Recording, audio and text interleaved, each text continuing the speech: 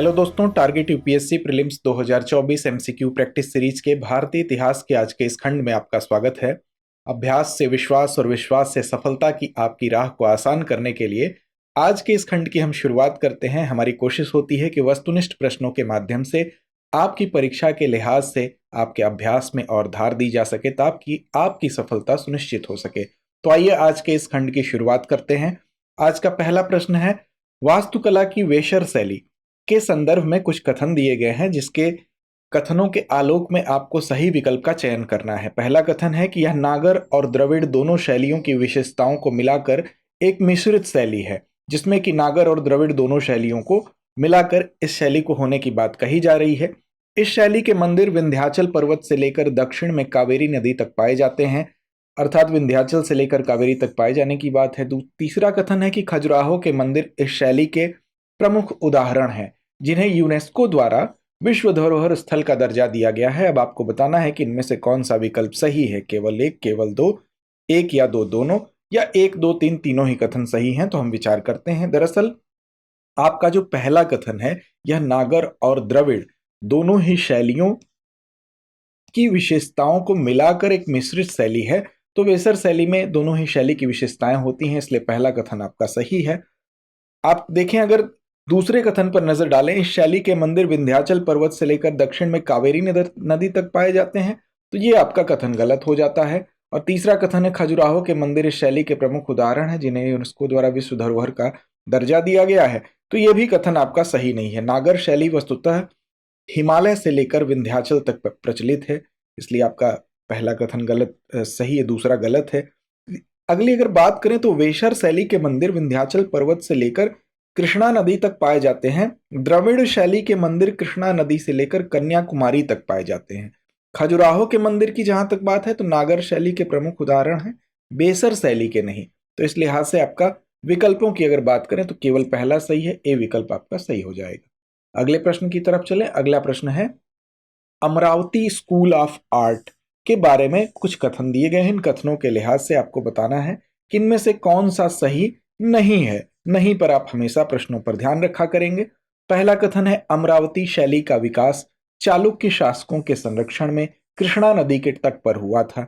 दूसरा कथन, अमरावती शैली में गतिशील आकृतियों के प्रयोग पर अधिक बल दिया गया है। तीसरा कथन है, इस शैली की मूर्तियों में त्रिभंग मुद्रा का व्यापक प्रयोग किया गया है। अब आपको सही विकल्प का चयन करना है। दरअसल अगर अमरावती स्कूल के संदर्भ में आप देखें तो अमरावती शैली जो है वो भारत के दक्षिणी भाग में कृष्णा नदी है, और कृष्णा नदी के तट पर ही सातवाहनों का शासन था, और सातवाहन शासकों के संरक्षण में ही यह विकसित हुई। जहां गांधार और मथुरा शैलियों में एकल आकृतियों पर बल दिया गया है, वहीं अमरावती शैली में आप देखेंगे गतिशील आकृतियों के प्रयोग पर अधिक बल दिया गया है। इस शैली में मूर्तियों में त्रिभंग मुद्रा अर्थात तीन झुकाव वाला शरीर एक विशेष मुद्रा है, उसका बड़े पैमाने पर उपयोग किया गया है। इसलिए आपका केवल पहला जो विकल्प है, ए, केवल पहला कथन आपका जो है वो सही नहीं है। बाकी आपके बाकी दूसरा और तीसरा कथन सही है, तो विकल्प आपका ए हो जाएगा। ए आपका सिर्फ गलत है।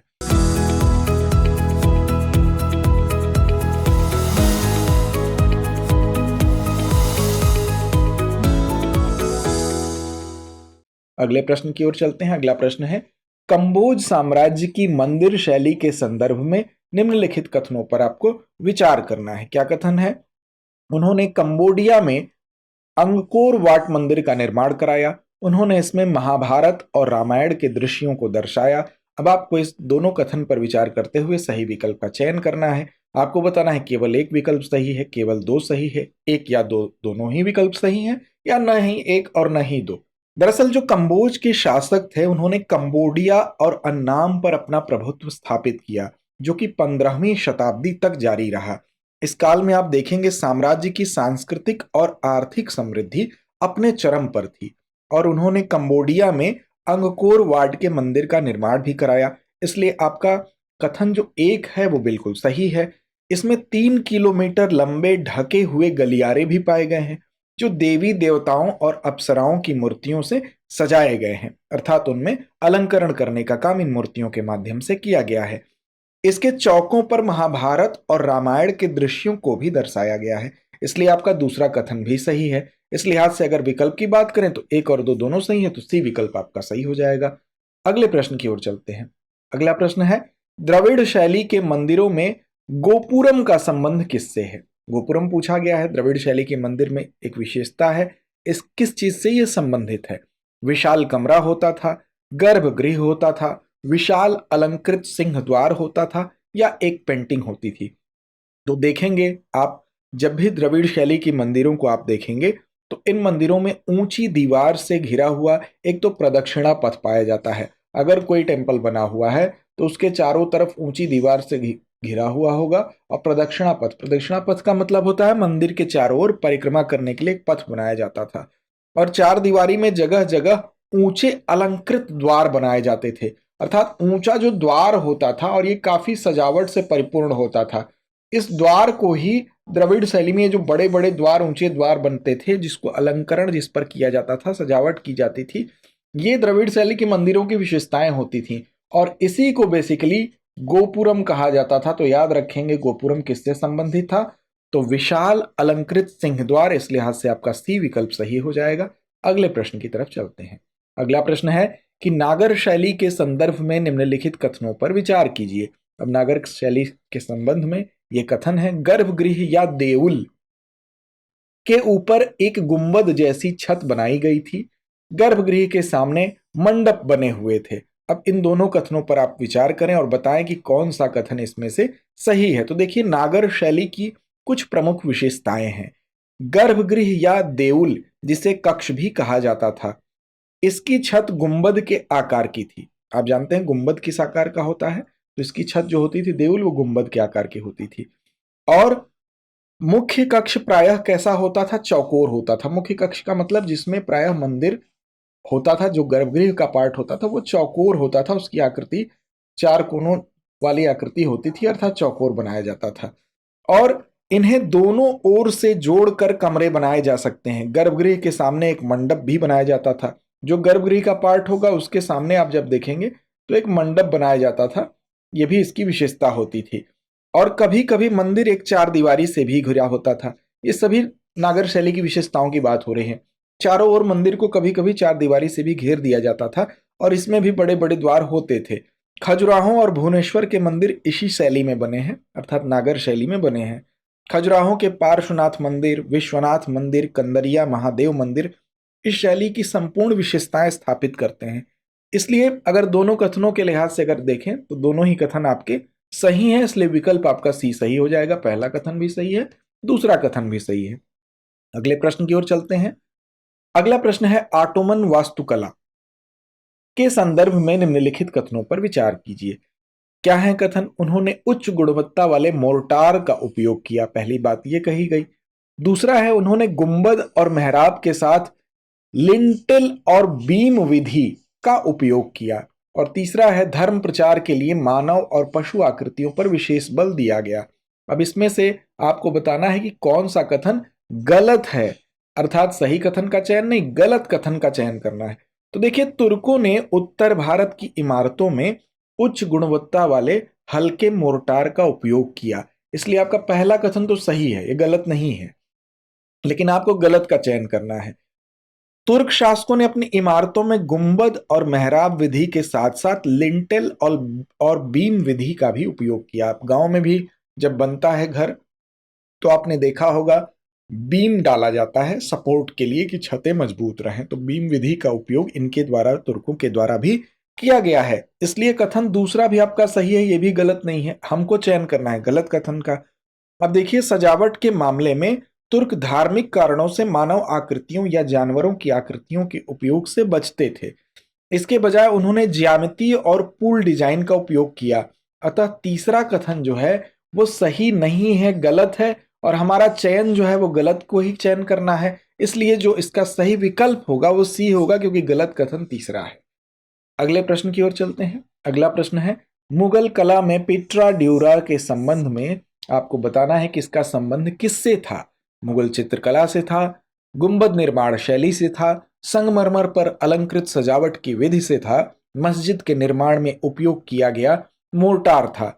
तो देखिए, पेट्रा ड्यूरा की जहां तक बात है, तो जो संगमरमर होता था, संगमरमर से इमारतें बनाने और दीवारों को कुछ कीमती पत्थरों से बने फूलों पत्तियों की आकृतियों से सजाने का चलन था, जिसे पेट्रा ड्यूरा कहा जाता था, पच्चीकारी कहा जाता था। और जहांगीर के शासनकाल के अंतिम वर्षों से इसकी शुरुआत हुई थी। आप देखेंगे कि जो इमारतें होती हैं, आप ताजमहल भी अगर देखें तो ताजमहल में जाएंगे तो आपको दिखाई देगा कि वहां पर जो संगमरमर से चीजें बनी हैं, इमारत बनी है, उस पर कुछ बहुमूल्य जो रत्न होते थे, जड़ियां होती थी, उनको उस पर चिपका कर जड़ के एक अलंकरण करने का प्रयास किया गया है, जिसको कि पच्चीकारी कहते थे या पिट्रा ड्यूरा कहा जाता था। तो बेसिकली इसका जो संबंध है वो संगमरमर पर अलंकृत सजावट की एक विधि है, जिससे इसका संबंध है। तो सी विकल्प आपका सही हो जाएगा। अगले प्रश्न की ओर चलते हैं। अगला प्रश्न है, ब्रिटिश काल में प्रचलित पल्लाडियन शैली निम्नलिखित में से किससे संबंधित है? ध्यान रखिएगा, ब्रिटिश काल की शैली है, पल्लाडियन शैली है, तो यह भी आपको एक संदर्भ आपको ध्यान रखना है कि ब्रिटिश कालीन शैली है, पल्लाडियन शैली। आपसे भी प्रश्न घुमा के पूछ सकता है कि यह शैली मुगल कालीन है, प्राचीन कालीन है, या कब की है। तो ब्रिटिश काल में पल्लाडियन शैली है। इसका संबंध किससे है पूछा जा रहा है। आपके सामने ऑप्शन है, तो मूर्ति से, भवन निर्माण से, चित्रकारी से, या नृत्य से। तो देखिए, 18वीं सदी के अंत में, ध्यान रखिएगा कब की बात हो रही है, 18वीं सदी के अंत की बात हो रही है। और 18वीं सदी के अंत में आप देखेंगे तो अंग्रेजों ने जब निजी मकान बनवाना शुरू किया, प्राइवेट मकान बनाना शुरू किया, तो इनमें से अधिकतर मकान पल्लाडियन शैली के ही थे, जिसमें गर्मी से बचने के लिए खंभों के सहारे बड़े बड़े बरामदे बना दिए जाते थे। ये शैली ही पल्लाडियन शैली कहलाती थी। इसलिए आपका बी विकल्प सही हो जाएगा, ये भवन निर्माण से संबंधित शैली थी। अगला प्रश्न है, निम्नलिखित में से किस स्थापत्य शैली में भारतीय और यूरोपीय दोनों की विशेषताएं देखी जा सकती हैं?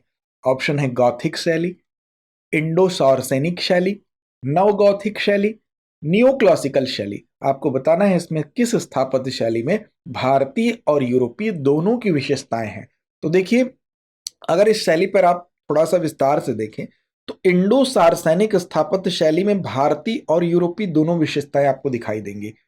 वहीं ये तो आपका विकल्प हो गया बी, इसमें भारतीय और यूरोपीय दोनों विशेषताएं दिखाई देंगी।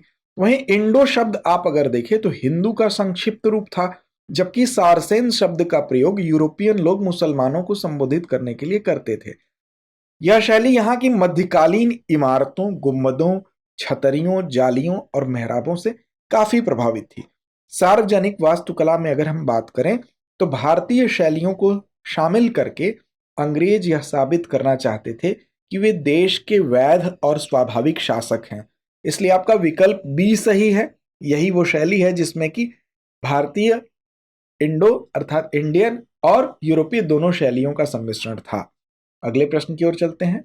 अगला प्रश्न है, निम्नलिखित कथनों पर विचार कीजिए। पहला कथन है, विमान, अर्धमंडप, महामंडप और नदी मंडप राजराज प्रथम द्वारा निर्मित तंजावुर के बृहदेश्वर मंदिर की मुख्य विशेषताएं हैं। और दूसरा कथन है, वास्तुकला की वेसर शैली का विकास चोल राजाओं के द्वारा किया गया। अब इसमें से आपको बताना है कि कौन सा कथन सही है। केवल एक सही है, दो सही है, दोनों सही है, या दोनों में से कोई भी सही नहीं है। तो दरअसल चोल राजाओं ने कला और वास्तुकला की द्रविड़ शैली को अपनाया, और चोल मंदिर की मुख्य विशेषता अगर आप देखेंगे तो क्या थी, तो विमान थी। चोल मंदिरों में आपको विमान वहां की मुख्य विशेषता के रूप में दिखाई देगा। राजराज प्रथम द्वारा निर्मित तंजौर का जो महान बृहदेश्वर मंदिर है, दक्षिण भारतीय कला का सर्वोच्च प्रतीक माना जाता है। इसमें विमान भी मिलेगा आपको, अर्धमंडप भी मिलेगा, महामंडप मिलेगा, और सामने एक विशाल मंडप है जिसे नदी मंडप कहा जाता है। इसलिए आपका पहला कथन सही है। कला के महान संरक्षक चालुक्य वंश के शासकों ने वास्तुकला की वेसर शैली को विकसित किया था, डेवलप किया था। यहां पर दिया गया है चोल राजाओं के द्वारा विकसित किया गया, तो यह कथन आपका गलत हो जाएगा। चोल नहीं बल्कि चालुक्य शासकों के द्वारा इसको डेवलप किया गया। इसलिए आपका केवल कथन एक सही हो जाएगा। इसलिए आपका विकल्प ए होगा। आज का हमारा संदर्भ यहीं तक था। अंत में एक अभ्यास प्रश्न है जिसकी जिम्मेदारी आपकी है। इसके जवाब की अपेक्षा हम आपसे रखते हैं। तो अभ्यास प्रश्न आपके लिए है, नागर शैली के मंदिरों के संबंध में निम्नलिखित कथनों पर विचार करें। पहला कथन, रेखा प्रसाद फमसाड़ा से अधिक चौड़ा और ऊंचाई में छोटा होता है। दूसरा है, वल्लभी इमारतें आयताकार हैं जिनकी छतें मेहराबदार कक्षों के रूप में ऊपर की ओर उठी हुई हैं। इन कथनों में से कौन सा कथन सही है? आपको विकल्पों के आधार पर इसका जवाब देना है। केवल एक, केवल दो, एक या दो, दोनों। ना तो एक ना ही दो। तो उम्मीद है आप सही और सटीक जवाब देंगे। लड़ते रहें, अपने लक्ष्य की ओर बढ़ते रहें। धन्यवाद। डियर व्यूअर्स, अपने एग्जाम की तैयारी को और बेहतर करने के लिए हमारे चैनल को लाइक, शेयर और सब्सक्राइब करना न भूलें।